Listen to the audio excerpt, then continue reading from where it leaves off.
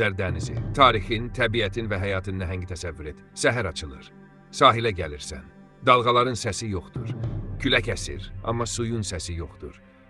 Uzaqlara baxırsan, bir vaxtlar mavi üfüq olan yerdə indi çatlamış torpaq uzanır. Bu fantastika deyil, bu mümkündür. Bu, Xəzər dənizinin gələcəyi ola bilər. Amma Xəzər yalnız gələcək deyil. O, tarixin, həyatın və təbiətin canlı şahididir. Dünyanın ən böyük qapalı su hövzəsi, Xəzər dənizi dünyanın ən böyük qapalı su hövzəsidir. Okeanla əlaqəsi yoxdur, amma ölçüsünə görə dəniz adlanır. Sahəsi təxminən 371 min kilometrədədir, uzunluğu isə 1200 kilometrə yaxındır. Sahillərində 5 ölkə yerləşir: Azərbaycan, Rusiya, Qazaxıstan, Türkmənistan və İran. Minlərlə insanın dolanışıq mənbəyi, enerji, balıqçılıq, nəqliyyat və iqlim sistemi bu dənizə bağlıdır. Xəzərin 3 əsas hissəsi var: Şimal, Xəzər, dayaz və soyuq, Orta Xəzər, keçid zonası, Cənub Xəzər, ən dərin və isti. Bu 3 hissə bir-birindən fərqli həyat formalarını və ekosistemləri qoruyur. Tarixi baxış Pangeya dövründən bugünə, Xəzərin yaranışı milyonlarla il əvvələ Pangeya superkontinent dövrünə qədər gedib çıxır. Təxminən 250 milyon il əvvəl Pangeya parçalanmağa başlayanda bu bölgədə böyük su hövzələri formalaşırdı. Yer qabığının hərəkətləri və tektonik çatlamalar Xəzərin bugünkü çökək sahəsini yaratdı. Paleozoy və mezozoy dövrlərində Xəzər ətrafı dənizlərlə bağlı idi. Müxtəlif dəniz canlıları və qədim balıqlar burada yaşayırdı. Zaman keçdikcə su səviyyəsi, duzluluq və coğrafi forma dəyişdi.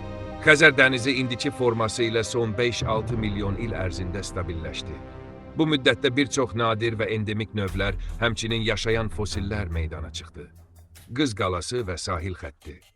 Tarixi mənbələr göstərir ki, Xəzər dənizi zaman-zaman qalxıb enib. Bakının simvolu Qız qalası bir vaxtlar dənizə daha yaxın idi.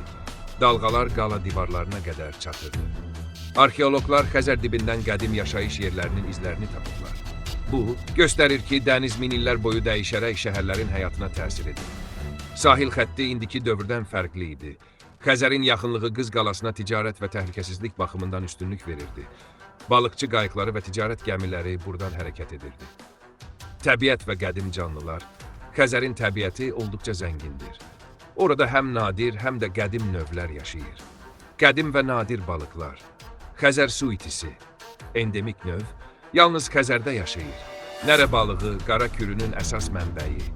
Sibirin nərə növü min illərdir suyun tərkibinə uyğun adaptasiya olunub. Qədim kütləvi balıq növləri, yaşayan fosillər, milyon illərdir burada yaşayırlar. Dəniz dibində həmçinin palçıq vulkanları və mikrob həyatının unikal formaları mövcuddur. Bu canlılar həm də tədqiqatçılar üçün zaman kapsulu kimidir.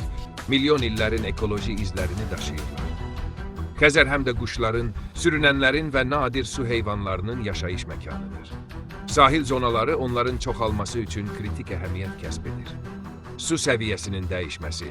Xəzərin su balansı əsasən çaylardan asılıdır. Ən böyük pay Volqa çayına aiddir.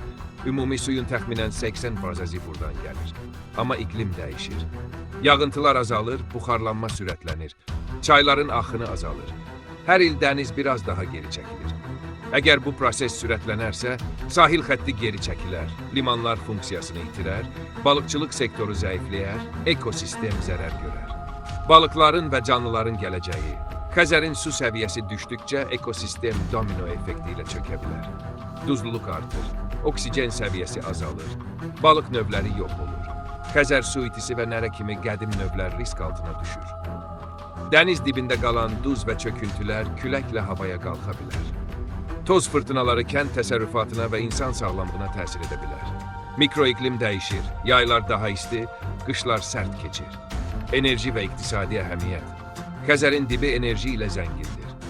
Neft və qaz platformaları burada qurulub. Azeri Çiraq Qunaşlı yatağı, Şah Dəniz qaz yatağı.